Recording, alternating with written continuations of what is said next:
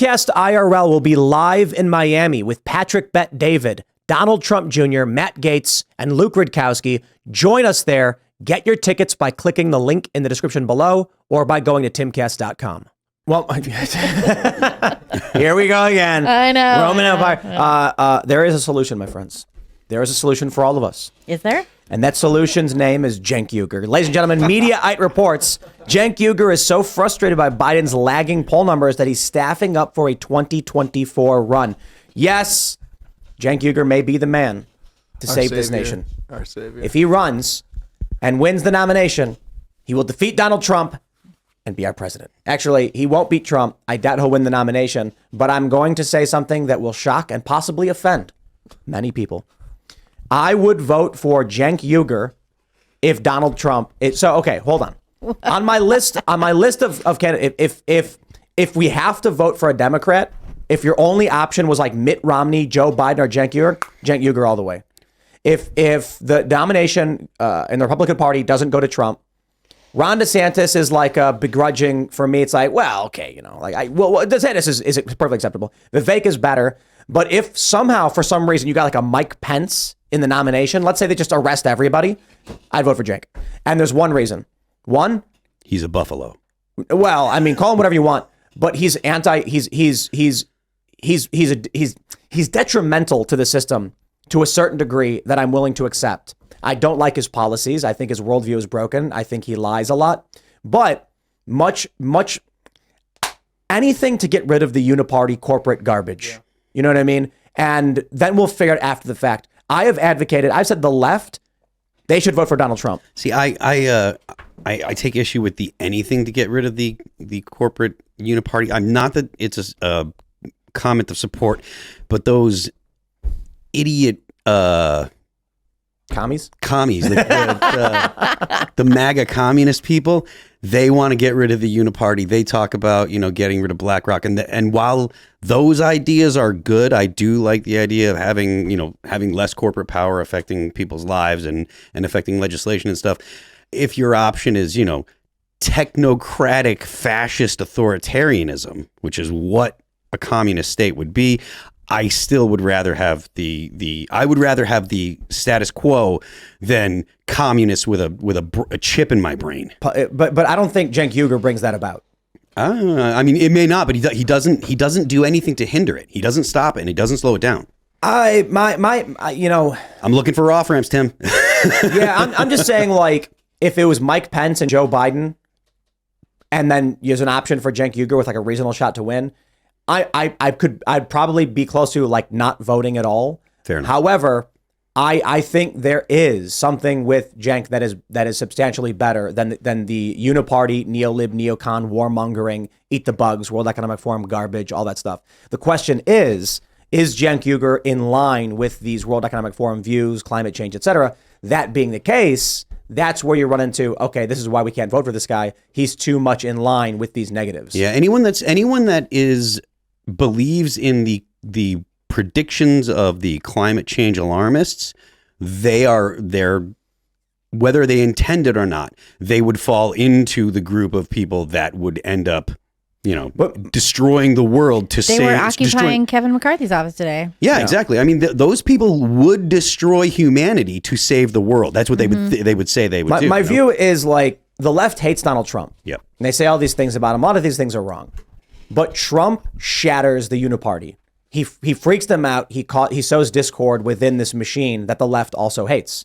So my attitude is like, if you've got Trump or Biden, the left should be voting for Donald Trump because Trump destabilizes the corporate uniparty. And you're not getting somebody you want, but you are causing damage to the empire, to the cathedral. Yep. So that's why I like Trump. Trump happens to align more so with my views. I've agreed with a lot of decisions he's taken. I think he's got his faults. Cenk Uygur doesn't, but as much as I don't like his views, I think in not the same way, I think Trump is better.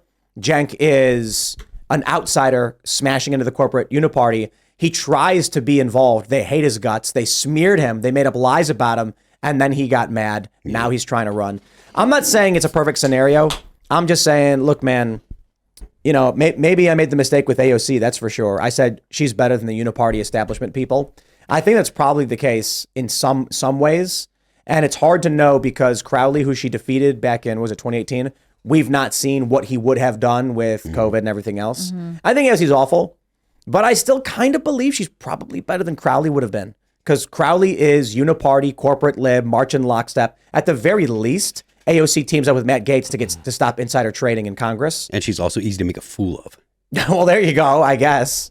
Like, I'm looking for wins. I'm more reformer than revolutionary. I'm trying to say, I hope we don't have civil war. I hope we don't fall into mass conflict. But look, man, you've got angry people in this country. It's not going to be solved by whatever the corporate uni-party is doing. That being said, Cenk is not going to be president. He's not going to be the nominee, and it's not a real circumstance where anyone would vote for him. But if he was elected, we'd have really angry horses. We can count on that. For sure. No, you'd have very happy horses. Oh, happy, okay. Happy horses.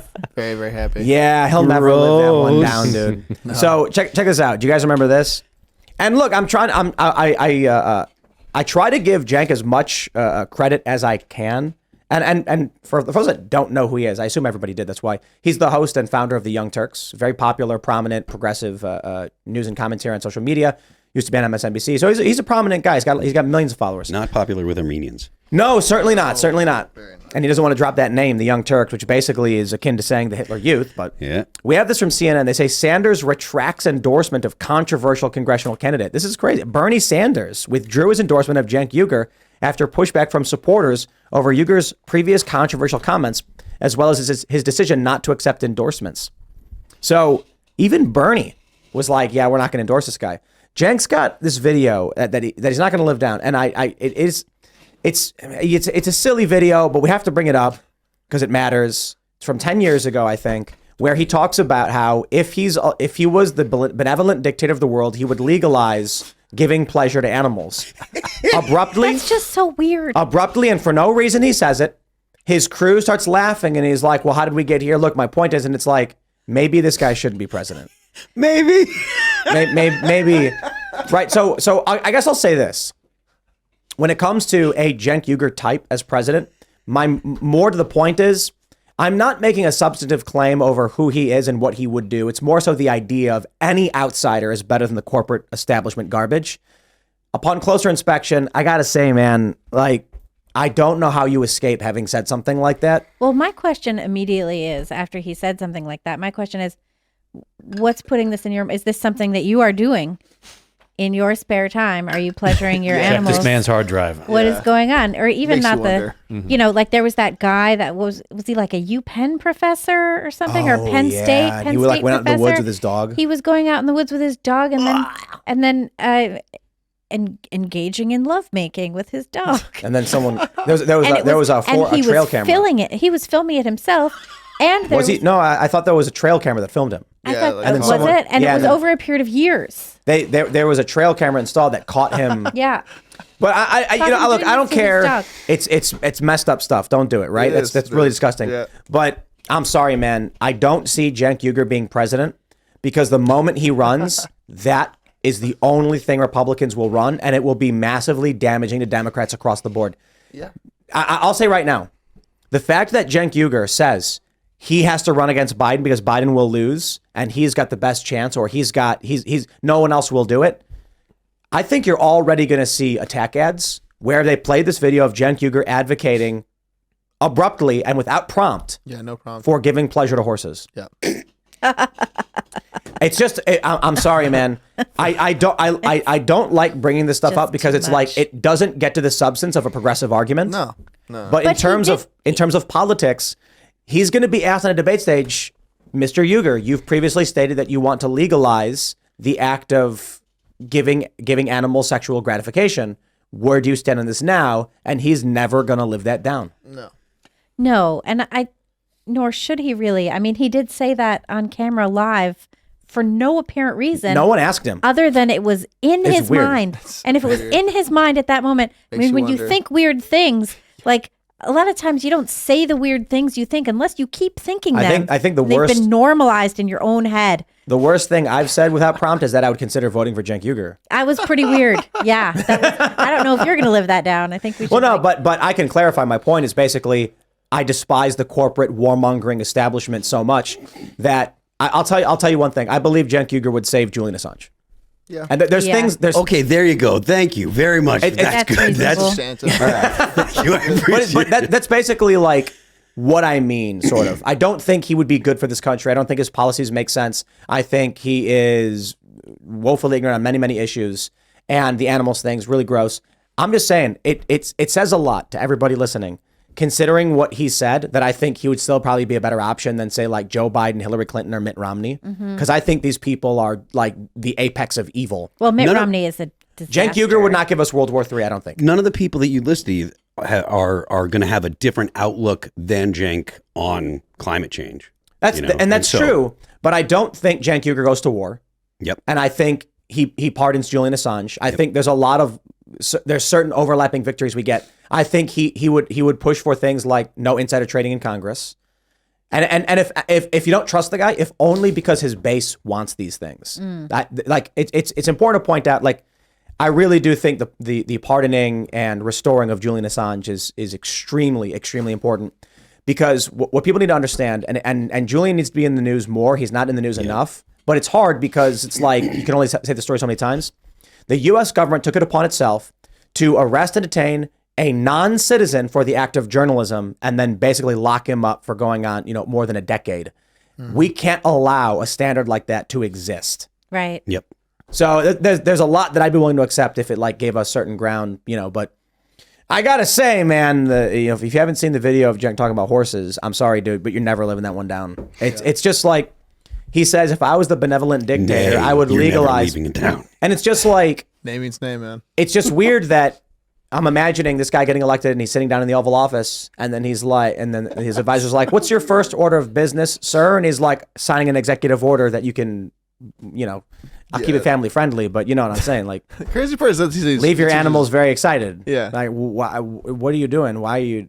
It's crazy. So It's an act of Congress, by the way. Yeah. Well, and he ran for Congress too, and I'm kind of worried about what he's gonna propose. And it's just, I don't know, whatever. You get the point. Congratulations, he'll run. We'll see what happens. The Assange thing is like what Russia is doing with that Wall Street Journal journalist who's still locked up. But he was in their country. Yeah. The U.S. used an international network to apprehend Julian Assange on false rape charges. Yeah. I shouldn't even say rape. They weren't even rape charges. Yeah. It was a False assault. No, it was like a lesser sexual assault charge based on like a ripped condom or something. And the women apparently said, "Why is he being arrested? This is not what we asked for." The women were trying to get it like an STD test or something.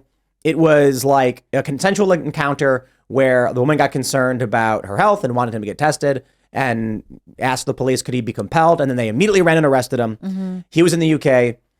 He then says this is a trick, and it was a trick because they dropped the case and said there was never a case in the first place. But then the U.S. said, do not release him, and they kept him. Yep. And then they raided and arrested him. So, anybody who's going to start fixing some of that stuff, that's creepy, horrible, evil stuff. And I guess you take the horse guy over Joe Biden. You know what I mean? Yeah. Do you think honestly that let's say it was Trump or RFK that actually wanted to do it? They really wanted to release and in a way rescue Julian Assange. Trump wouldn't do it. Okay. Let's say RFK ordered it. Well, we saw what happened when Trump ordered a troop withdrawal from Syria, and they just said no. Do you think that they really, like the deep state, the swamp would allow it? Yes. They would. Yeah, there's a big difference between withdrawing our troops from Syria and letting a guy to jail. Mm-hmm. What they did with Trump and the Syrian troops is they lied and said that was done. And how do you check? You know what I mean? You get the paperwork and since it's done, you're like, okay, good. With Julian Assange, you're going to be like, okay, bring him to my office. Mm-hmm. And they're going to be like, well, he went to Kentucky. And it's like, well, then go get him. Yeah, go get him. Yep. Mm-hmm. So it's a lot harder. But man, yeah, I do hope that if Donald Trump gets elected, Ross Ulbricht, Julian Assange, and Edward Snowden are pardoned or receive commutations. And there's probably a whole bunch more people who are deserving as well. Edward Snowden, I'm not the biggest fan of, but I do think it's time he comes home and just lives a normal life. I don't think he should go rot in jail for what he did. But there's a huge difference between Assange and Snowden. Shane can't run. He was born in Istanbul. Yeah. What? He was born in Istanbul, Turkey. Oh. Immigrated with his family when he was 8. He wasn't born to like military parents or something? No, it says immigrated. No. So then he can't. I don't know what this is. Then what is this fake news? I have no idea. That is fake news. Someone pointed that out on Twitter. Thank you very much. Who is it? It's that. Yeah, look at this. Like he sat down and did an interview where he talked about he might have to do it because no one else will. So what? You can't, man. So this is just him lying? That's like the people who are saying I got a Elon book Musk coming out. should, It's just a run play for the president. book. Wow, and man. Elon Musk can't be president I'm sorry, either. dude. These people are evil. That sucks. yeah. Unless he's going to come out and be like, no, actually his mom's American or something. But Okay. even if your mom's American, Even like if you're born out of the country. yeah, there's rules about that. Yeah. I don't think you can be even French American. Although you'd have to wasn't John McCain born in Panama, but he was born He was born on a On a base. on a base. That's That's U.S. different. territory. Yeah, that's different. He was born on who was? John McCain. Right. But he's American. Yes. Yeah, I mean, like your parents are American, you're American. Yeah. Vivek was talking about 14th Amendment stuff. He's completely right. Where do you stand on that, on the birthright citizenship stuff? It needs to be ended immediately. It's fake. It's like a fake interpretation. It's not what anyone meant when they drafted the birthright citizenship. Right. The idea that Chinese nationals will artificially inseminate, will get a surrogate mother in California, who then gives birth to a Chinese child, Chinese nationals, that has American citizenship. It's like, okay, come on, man. We are being exploited here. Yeah, we are definitely being exploited. There's very few countries that have birthright citizenship. I think Brazil is one. Most European countries do not have that, including France, which of course is leading to some big problems there that they have. But the U.S. is one of the only ones in the country. I think there's like 4 or 5. I think that I didn't know about the argument against the argument against birthright citizenships the way that Vivek laid it out until last night. I wasn't aware. Like I just had never heard that argument before. I'd heard people talk about the 14th Amendment. I'd never heard anyone explain it, and I never went and did the research myself to figure out exactly the details and stuff. And to be honest with you, it is compelling. You know, if you are here illegally, then and you're born to parents that are here illegally, then you're not subject to all the laws of the United States. You're not supposed to be able to get a job. Right. You know, you're not supposed to be paying taxes. You're illegal. Well, that's what that whole DACA thing is about. So You know. to me, it's compelling, and But I there think it's a also good is argument. like I mean, that's sort of why if you're deporting entire families, that's one thing. But like if you are allowing illegal immigrants to stay and then they go all the way through high school and discover that they have absolutely no status, that's really bad. Yeah. That's really dangerous, you know? And we're not doing anything to rebuild or to like help stabilize the countries that are sending people, you know, which I don't think we have much of an obligation to do outside of the Americas even at all. But in the Americas, you had Kamala Harris, who was supposed to be the border czar. And then she was like, no, I'm not the border czar. I'm actually just dealing with these Northern Triangle countries. And then they started sending all of these messages like, don't come now. We're going to help you. We're going to bring in American corporations to create jobs and all that stuff. And they didn't do any of that. They just didn't do it. She shirked her responsibility at the border. She shirked her responsibility with regard to the thing that her staff said was her job.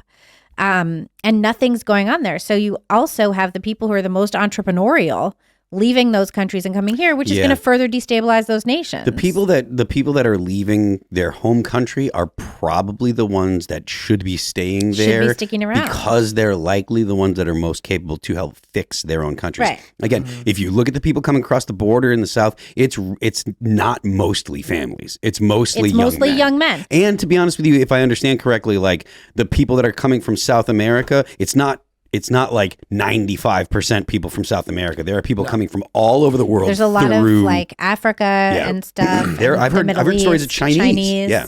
Yep. Yeah, and that means it's a security issue. China is unquestionably our biggest rival in the world, right? That's the biggest geopolitical rival we have is China.